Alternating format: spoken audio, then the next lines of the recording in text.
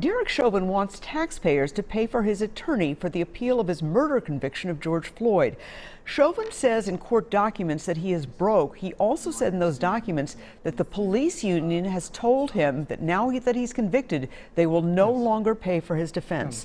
At the moment, Chauvin is representing himself on the appeal. We asked attorney Joe Tamburino, who has no affiliation with the case, about this issue. Take a look. And joining us now is Joe Tamburino. Thank you so much for your time this morning. Good morning, Esme. Thanks for having me on. All right. Derek Chauvin says he should get a taxpayer-paid defender, an attorney, and that he should qualify for a public defender. Apparently somebody else has said no. What's going on here?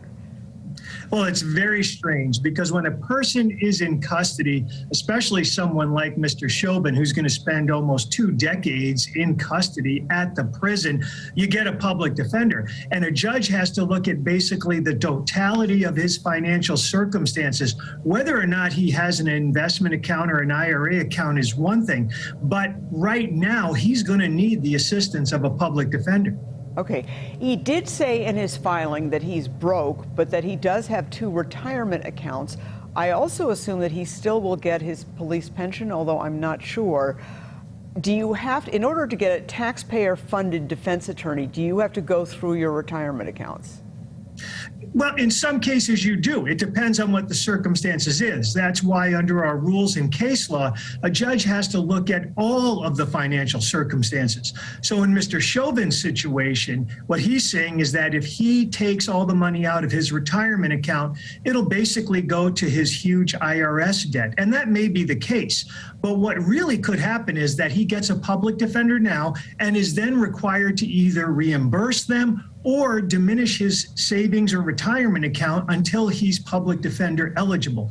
But to just deny him out of the chute while he's in prison for 22 years is extremely bizarre. One of the things here that why this seems to be so important is that every legal expert, including yourself, has said that there were things that happened in this trial that really could result in a successful appeal for Derek Chauvin. What do you think the chances are of him getting an appeal and getting the conviction overturned? Well, he has his appeal right now. He has filed pro se, meaning on his own, his appellate case and his statement of the case.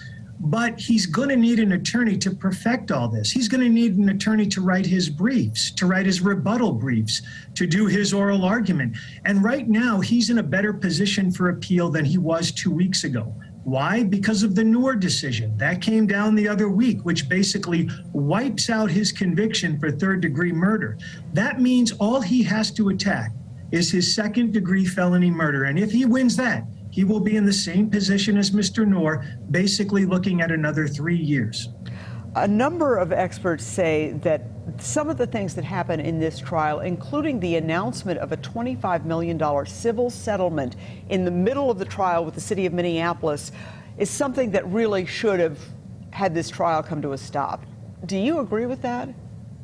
Yes, at a minimum, what should have happened is the jury should have been sequestered at that point, because what occurred was literally right in the same area, an announcement of this huge settlement, and it was at a time where you were doing the selection. It was everywhere. It was ubiquitous. There was no way of escaping that 2+ hour press conference where they announced a $27 million settlement.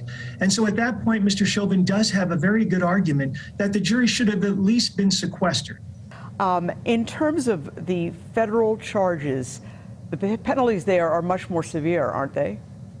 That is correct, because when you have criminal civil rights violations, if the people are convicted and the charge results in what's called someone's death, and in this case, obviously, that's the situation, you can get up to life in prison. So they're much more severe in federal court than in state court. All right, and sources are telling me that Derek Chauvin has been in plea agreement talks with the federal government on those federal charges. Sources tell me that that is still apparently a possibility. Does that surprise you? Yes, only because his appeal in state court is going on right now. And if he does get the assistance of a public defender, as you have stated, he does have grounds for his appeal. He hasn't listed all of his grounds, but if he gets an attorney, I'm sure he will expand upon what are the appellate issues.